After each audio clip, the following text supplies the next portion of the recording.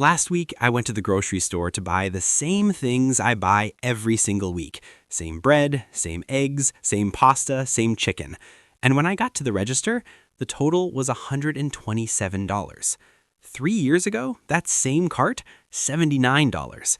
I stood there doing the math in my head, and I actually said out loud, that can't be right.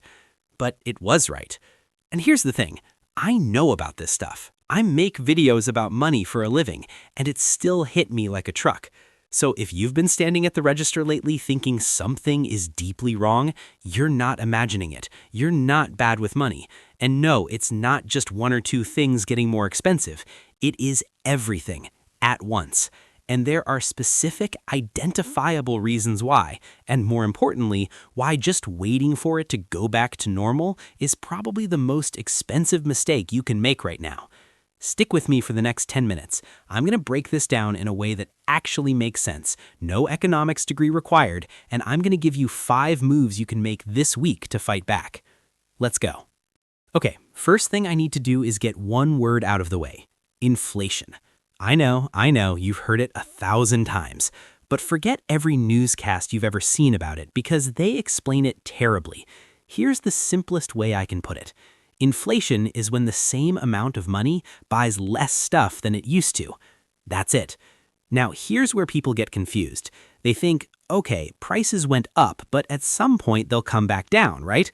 Like when sales end? No.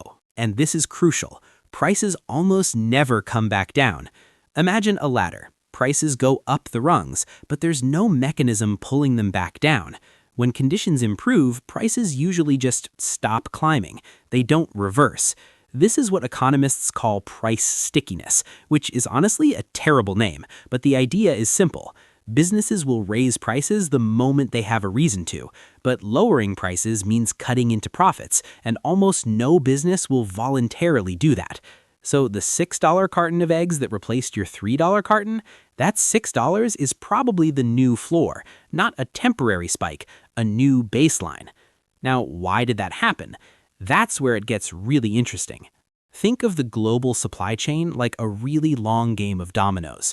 You've got raw materials on one end, oil, wheat, shipping containers, microchips, and your grocery cart on the other end. And starting around 2020, someone knocked over the first domino. Factories shut down, ships got stuck, ports got congested, truckers left the industry, and every single disruption at the beginning of that chain got passed along, amplified, until it hit you at the checkout. Here's a real example. When shipping costs from Asia to the US spiked by 400% in 2021, the cost of everything inside those ships went up too. Toys, electronics, furniture, clothes. Not because those things cost more to make, but because they cost more to move. That shipping crisis has mostly calmed down since then, but the prices, remember the ladder? They didn't come back down. And now in 2026, we're dealing with a second wave of supply disruptions, geopolitical tensions, new tariffs, climate-related agricultural shocks. The dominoes are wobbling again. This is the one nobody talks about at Thanksgiving. When supply chains broke and everyone agreed prices had to go up, some companies used that cover to raise prices more than they actually needed to. This isn't a conspiracy theory. It's in their earnings reports. I'm not here to tell you corporations are evil. They're doing what corporations do, maximizing profit. But what happened between 2021 and 2024 is that a lot of companies quietly expanded their profit margins under the cover of inflation. Meaning your cereal went up 30%, but the actual cost to make it only went up 15%. The extra 15%, that went to shareholders. Again, not a villain movie moment, just a fact worth knowing, because it means not all price increases are equal, and where you choose to spend your money actually matters. Now I'm going to talk about the villain you didn't expect. You. Not an insult, a superpower you can unlock once you understand it. There are 2 psychological tricks that are costing you money right now. The first is shrinkflation. You've probably noticed this without even realizing it. The Doritos bag that used to have 14 ounces now has 11. Same price, same bag, same shelf. Companies know you notice price tags. They know you don't notice weight. The second is price anchoring. You walk into a store and see something marked down from $80 to $55. Feels like a deal, right? But what if I told you that $80 was never the real price? It was just set high so that 55 looks reasonable. Your brain anchors to the first number it sees. These tricks are everywhere right now, and once you see them, you literally cannot unsee them. Write these two words down if you need to: shrinkflation and anchoring. We'll come back to these. Okay, here's the part that took me a while to accept, and I think it's the most important 60 seconds of this video. I used to think once the economy stabilizes, things will get cheaper, and they won't, not really. And here's why. It's called the ratchet effect. Picture a ratchet wrench. It only turns in one direction. You can't go backwards. Prices work the same way in a modern economy. Here's why. When prices went up, workers rightly demanded higher wages to keep up. Companies raised wages. Now their operating costs are higher, which means even if the original reason for the price increase disappears, the wages they're now paying don't go down, and so the price stays up to cover those wages. Then rent went up because landlords saw more people earning more wages and adjusted accordingly. And higher rent means workers need even higher wages. It's a loop. None of this is anyone being greedy. It's just the system doing what it does. What this means for you personally is you need to stop waiting for normal to come back and start building a new normal.